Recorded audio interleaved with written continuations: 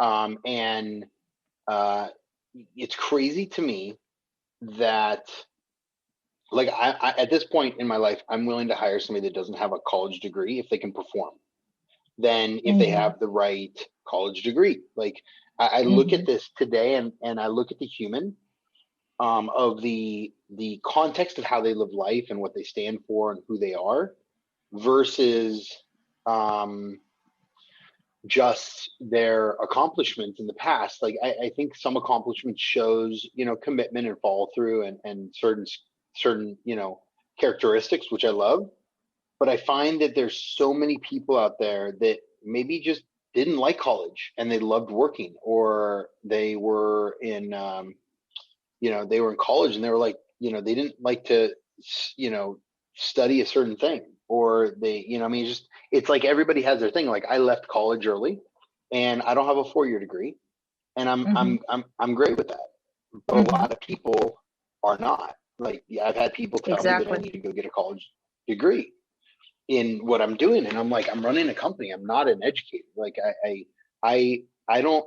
I hire people that I trust, that I Right. vet, and I can tell one person from another, better than um, most entrepreneurs out there.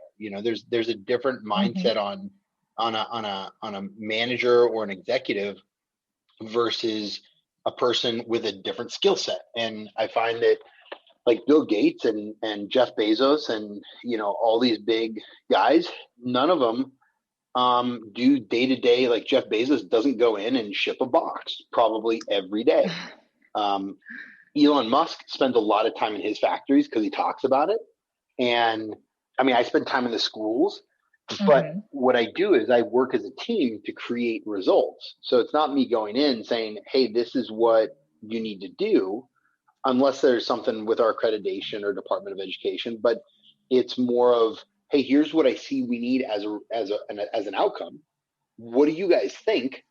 And then we come together as a team to support each other's growth. And because I don't necessarily see everything that's going on in the schools every day, but I see from a higher level. So it's interesting on point of view, and I understand what I want out of it sometimes. Like, we're Mm-hmm. implementing a new senior graduation program, um, where every senior has to have, it's like a senior class.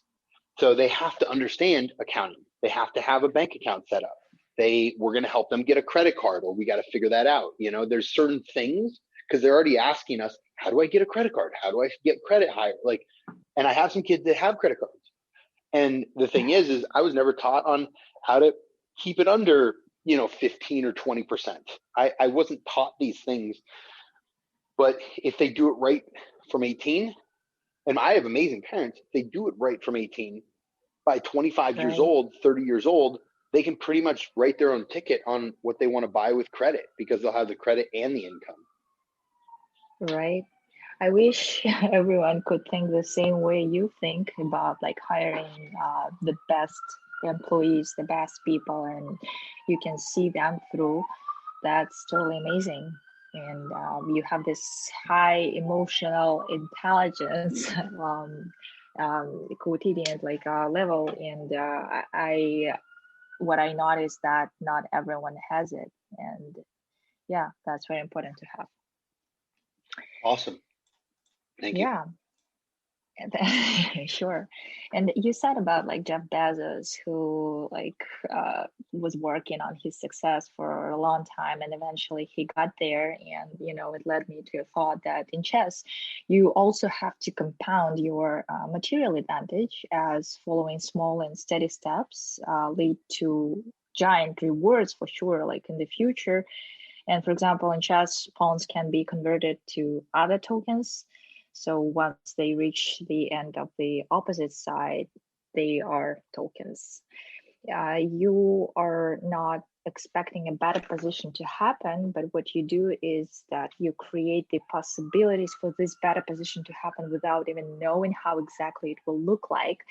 And it took me some time to understand that, because after I got into the industry that I wanted to be in, and then I was doing the job that I wanted to do, and it was not enough still. And yes, this luxury trips, sales meetings, like marketing parties were definitely a lot of fun, but I didn't feel complete. And I remember it was an event where we marketed our major client during the North American Roadshow. And I asked my colleague if she felt fulfilled.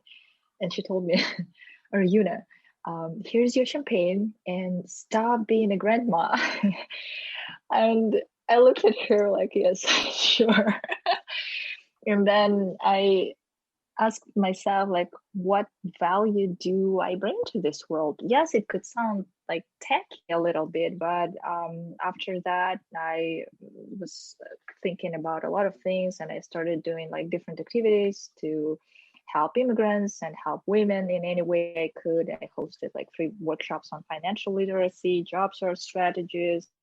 So I became a mentor at Baruch College, started building a platform to help immigrants find highly qualified jobs. And yeah, at that time, I even called myself founder of a marketplace platform.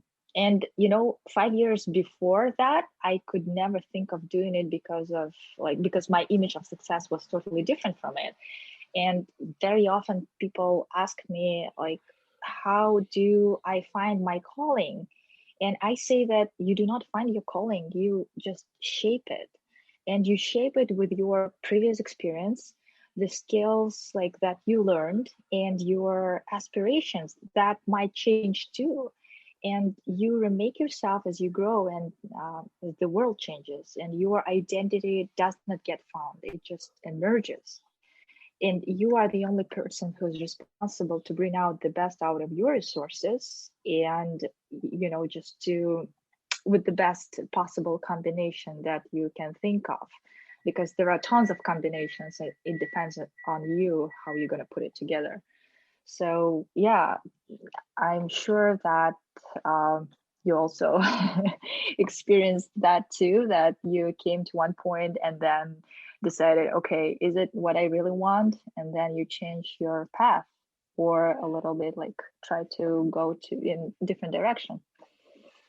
Yeah, I've done that a few times to figure out what works and what doesn't. More of small directions in the last 10 years, directional shifts, and adding on things too. Before we had like a 1 day, mentor training. Now we have a 2 day, we call it our white belt emotional belief intelligence training. Then we have a red belt, a black belt. So we have like a 3 day and then a 4 day training. And we've developed all this curriculum. We're evidence-based. We have third party with William and Mary University doing our data. We've really built something in 10 years, which is we're doing it right to really not only show testimonials, but we want to be able to see longitudinal data over the next 10 or 20 years on how our people perform and how we internally transform lives. So yeah, there's different directions for sure. Yeah, that's for sure.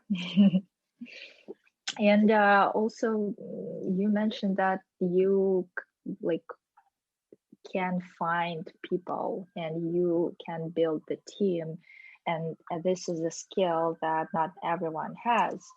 And that leads me to another thought, that in chess, being connected to your community is very important, because two disconnected pawns are much weaker than two connected pawns on the board. So the pawn structure is very important.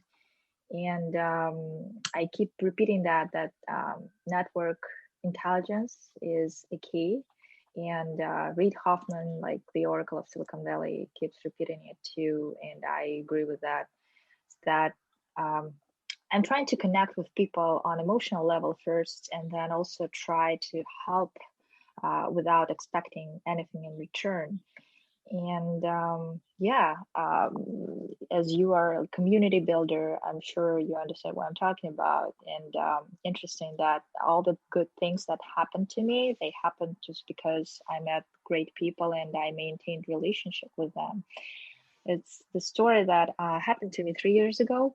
I attended an AI tech summit where I met a very smart and kind woman named Grace Lee, who shared with me a trust formula. And I included this in my slides when I hosted a workshop on job search strategy. And then I took a picture of it and sent to her and said, like, thank you for your time and sharing with me this important information. And 15 seconds later, she forwarded this email to her investor and mentor, John Dewey's, who eventually became my mentor for life and whom I deeply respect and who guided me through a lot of challenges and whom I'm very grateful to. So in a nutshell, I really want to say that community is the key, and that this is how we met, right?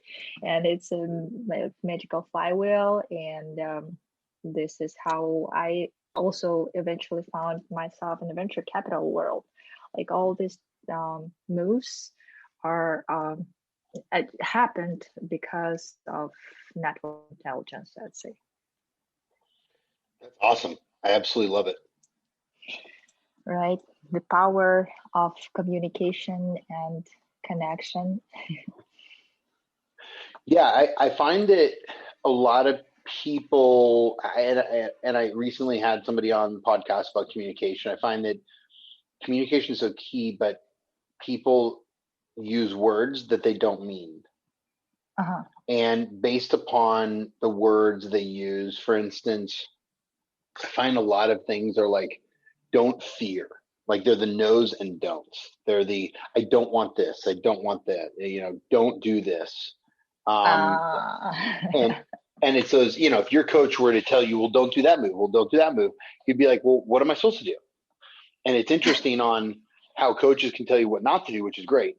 But I believe that the senior, the top coaches give both sides. They're like, if you do this, this is what happens. But I would recommend here's a few options.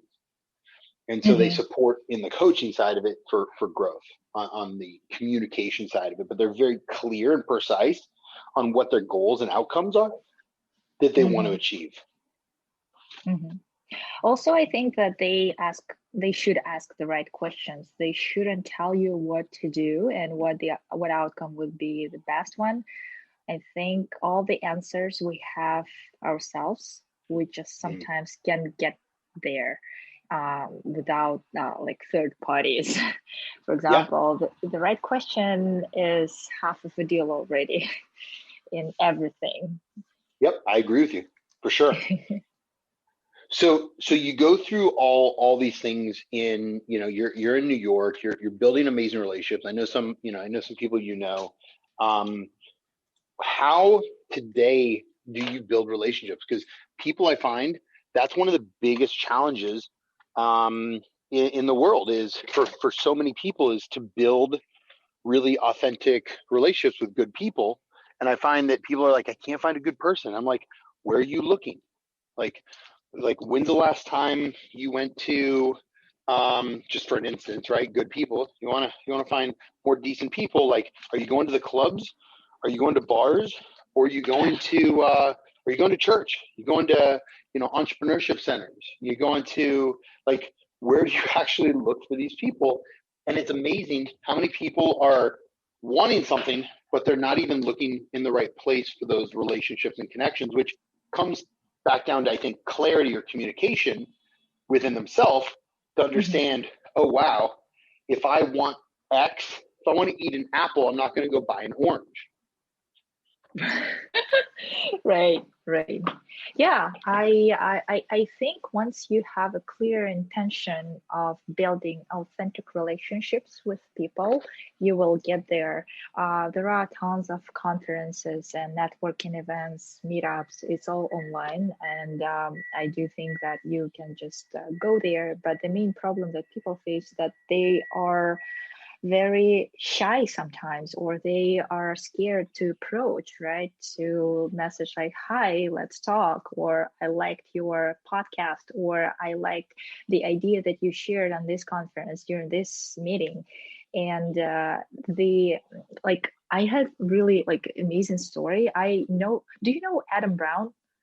No, I don't. No. So he built like 500 schools all over the world, and then after that, he founded like a college, like free college, and then students shouldn't pay like a lot of money for it, and then they